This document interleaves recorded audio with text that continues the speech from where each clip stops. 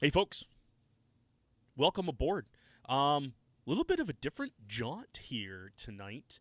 We are going to be doing, or lack of a better term, I'm calling it Huntavore's Head to Hoof, Triple H, and we're going to be taking a deep dive into specific cuts and specific parts of the animal. I fielded a lot of questions, as I'm sure a lot of wild game chefs, including Nathan here tonight, on hey, I got this cut. Now what do I do with it? Or hey, you showed me how to get to this part, but now I want to make something that my family's going to enjoy. And so what we wanted to do with Head to Hoof is basically give you some direction but allow you to then take it to your finished element. We'll give you some dishes, but we're going to give you some nitty gritties on how to get there and then how you can specifically get that piece of meat the way that you want it to go. So tonight I have the recreational chef. I got Nathan Judice with us. Nathan's coming to us from Louisiana. Am I correct? Yep, Baton Rouge, Louisiana, down in the Awesome. boot. Nathan, I left this up to you, and I let you choose the cut. And we had talked a little bit about this. You'd been one that I brainstormed a little bit of what this project was going to be.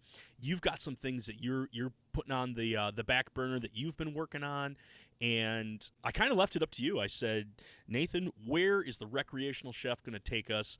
And you jumped all over the rib section, the ribs, the Yep. side meat, and the brisket.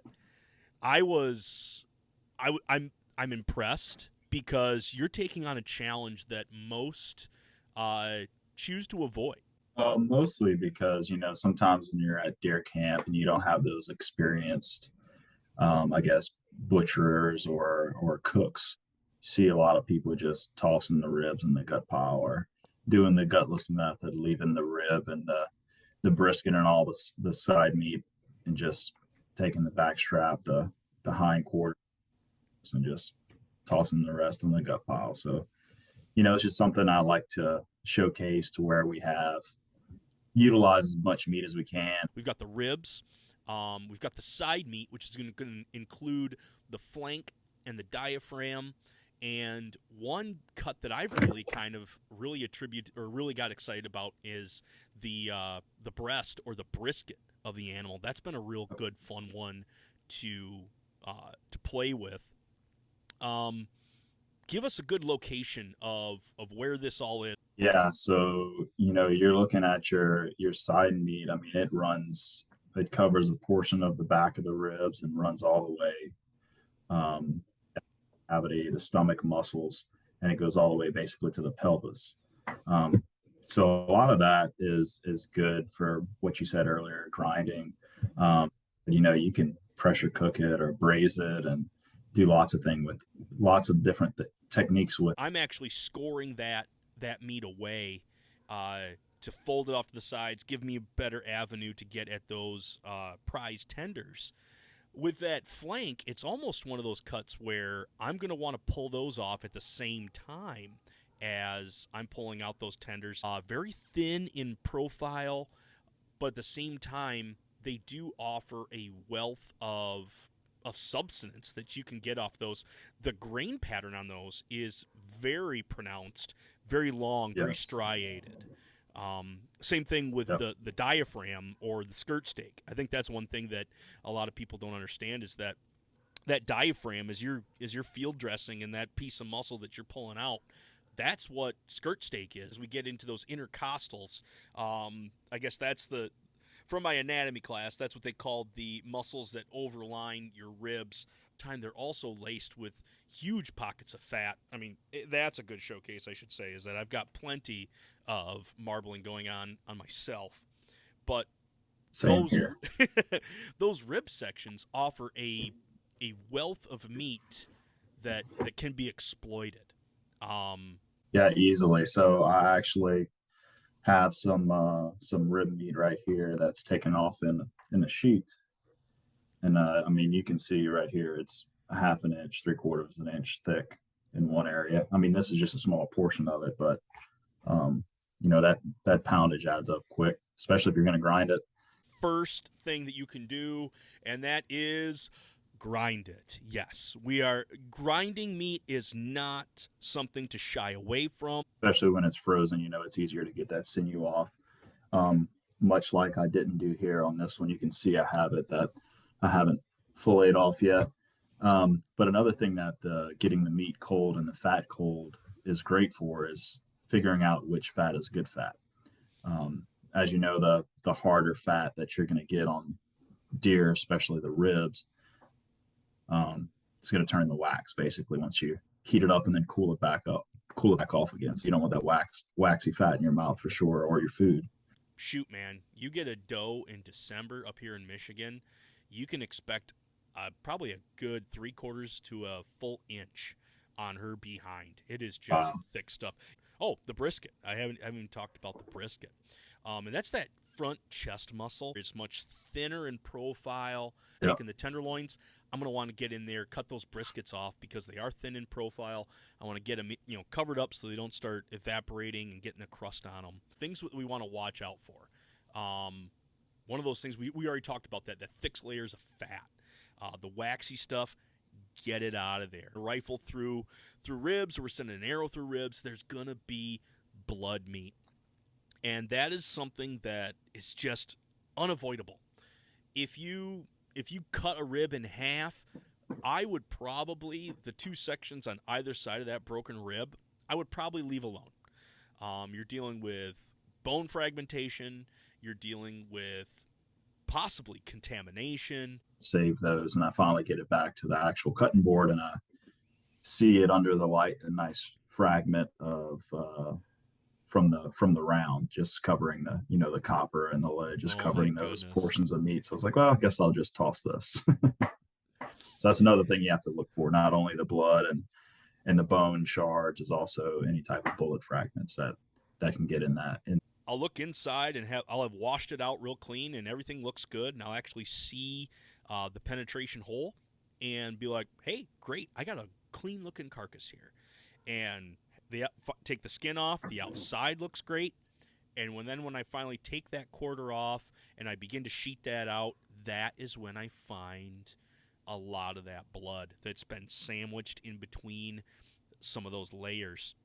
yeah, that blood clots, you can almost fillet them off, as you would say, with that sinew and everything off the muscle. But yeah, once you get closer to bone, you got to worry about bone fragments and all the nasty bits. If you have a bad shot, or quartering two shot, you get some gut pass through, then you might have your arrow or your bullet pulling some guts through as well. And that brings us to our third, the punctured paunch. We're we're not we're human. We are not perfect, and if we send a shot through the gut, that kind of changes how things are going to work out. Yeah, every situation is different, especially, one big thing to take into account is the temperature as well. If you have a warm evening, warm afternoon, or day if you shoot it in the morning, um, that's something that you need to take into account, and maybe not touch those areas that are compromised, and just get off what you can in those situations. Yep. That's why they don't call it grocery shopping. They call it hunting. Now it comes that we've talked about where it's at. We've talked about what it looks like. We've talked about the characteristics of each of these cuts. We've even talked about things to watch out for. Now now you've already got it. You've pulled it out of the freezer. Nathan, what do I do with this? The way I like to do it first is smoke it low and slow, um, for probably 2 hours. Not enough to dry it out, but long enough to where it gets a good smoky flavor. And then from there, you take it off, and you can either move into the kitchen, and to your oven, by putting that in a pan with some type of liquid, whatever type of flavor profile you're going to go with. It's just some type of liquid to keep it steamy, and then cover that with foil and pop it in the oven for another couple hours. And then it's a three-step process. And then you want to get it back out to a hot grill or a broiler, and that's when you go to basting and putting your barbecue sauce or your sauce to where it gets a good caramelization on it. Do you think a brine would help a rib section, especially when you're going to go to trying to serve it on the bone? Yes. So yeah, I like to brine pretty much every cut of meat, no matter what it is. It always with wild game, it always imparts a little more moisture, and then like you said, that sodium helps to draw in the moisture, keep it in, and adds a little bit more flavor. I keep it pretty simple. When I do a brine, it's mostly salt, brown sugar, um, some type of pepper, usually chipotle pepper or something like that, and sometimes onion and garlic, and that's I sometimes I cheat and I use the liquid smoke stuff and I put that right into either the crock pot or even the Instapot. I know Instapots, a lot of people are picking those up. We've got one. And it is really nice for getting some of those things done a little quicker. But that same idea that it's a braise, that it is a wet heat that I'm applying to it, and I give that the time that it needs to soften that up. You can get these done way quicker than what you want them to the point where they don't hold on to the bone at all. They just they just all dissolve off that. Which, I mean, at that point the meat is so stinking soft and so stinking velvety, it'll be good with whatever you throw on it. Give me my brother-in-law. He's a big pasta guy, and all he talks about is ragu. Like, this would be yeah, excellent stuff for it ragu. would. Yeah, I mean you can keep it whole, pressure cook it, put it in your crock pot, and that you have a shredded ragu instead of ground ragu. You know, it perfect for that. A really cool looking dish. I refer to it as a lollipop. And it's basically a micro pinwheel attached to a rib. Yeah, And that the reason I bring this all up is that it's going to stay very similar to what we've been talking about with it on the rib. Going with a specific braise is going to be where I want to stick with that. And once that's got to that point, I am then going to transfer that to something super hot, and that's where I then add on the barbecue sauce on both sides of these things. And to char that up and try to keep that bone clean, I forgot this bad boy right here. you got a McRib that you're talking about. Look at that thing right there. No, it's primed and ready to go. Oh, so this is the patent pending rib roll. I didn't invent it. I just do it. You know, so you like you said, you can get the rib meat off in one nice beautiful sheet. And then once we have that, I like to, like we discussed, trimming out that hard fat and trimming up the sinew and getting everything nice and perfectly rectangular. One thing to note, it's mostly meat. It will shrink a lot, so cut it bigger than you need it. Um, for this particular, I guess, dish, I like to braise it first instead of smoking it. So braising it, there's no bones in it. You don't have to worry about the bones getting in the way.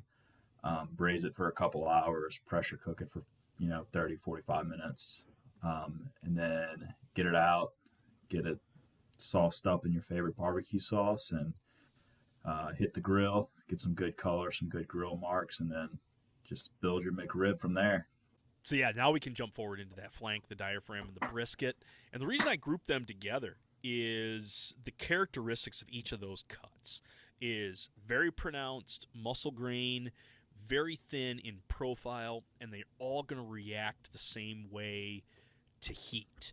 Score that whatever connective tissues on the outside of those. You just give that a quick score, and then marinade. A bigger deer, where some of these cuts are a little thicker, you can inject your marinade too. It won't necessarily penetrate as much, but it'll add that flavor a little deeper. Some of your spices and whatever you're using in that marinade. An acid, make sure you got an oil, and then add your aromatics, add your spice, whatever you want to that. Um, Hitting it with high heat, and then I'm slicing it across the grain, because those grain, if I cut it with, it's going to be real chewy, but if I cross that grain, that's where I'm going to get it to really start to fall apart in my mouth. Classic, fajita meat from basically that cross grain cut. These steak and frites, and it was like flank steak, and they would throw that on a whole bed of French fries, and they'd hit it with this chimichurri sauce, and I mean, it just opened up my Midwest mind. And I'll do what I refer to as either dirty grilling or it's called or caveman grilling. I don't even put the grate back on. I get the coals ripping, and I lay that piece right there on the coals. And you'd think like that thing's just going to be ash. Well, I'm only cooking it for no more than 60 seconds. Like literally, Yep. it's on my stopwatch on my phone, and when it gets to 60, timer goes off. I pick it up and I flip it over. I pull that thing off and I just let it rest for about 10 minutes. I don't do anything to it. Let it do its magic. I cut it against the grain, and man, oh man, the inside of that is just, I mean, a hair above rare, but the same thing. It's tender, it's moist, it's flavorful, and these are all cuts that would have ended up in my grind pile. I like to make a pinwheel. So I love to do this with fish too. I mean, it's good with any type of meat. Lay out the cut and pound it. You know, get a bottle of liquor or whatever you have in handy. Using it on all sides, even the side that you're gonna stuff. And I like to use a combination of pesto and roasted garlic. Um, those both of those go great together. Basil and garlic are just two peas in a pod. And what you can do is slather it on there. Sometimes I'll even throw some spinach or some more vegetables in there, and you're going to roll it up tight. But what you want to make sure is when you're rolling it, you want to make sure you roll it the proper way to whenever you're slicing it, you're like you said, slicing against the grain, to where you won't have a chewy piece of meat. Rolled up, you can either truss it with twine, butcher's twine, or you can just put some toothpicks, and you can either get it on the grill, or I like to do it in a cast iron pan. Sear it hot and fast. Take the pan off the heat. Put a couple knobs of butter. Baste it with butter. Get it off the pan. Let it rest for 5-10 minutes, and then slice it. Is there anything that on your mind that we're forgetting that we need to throw in on our episode here? One thing that I guess you didn't cover in closing is don't toss it in the gut pile. Grind it. It's great, even ground.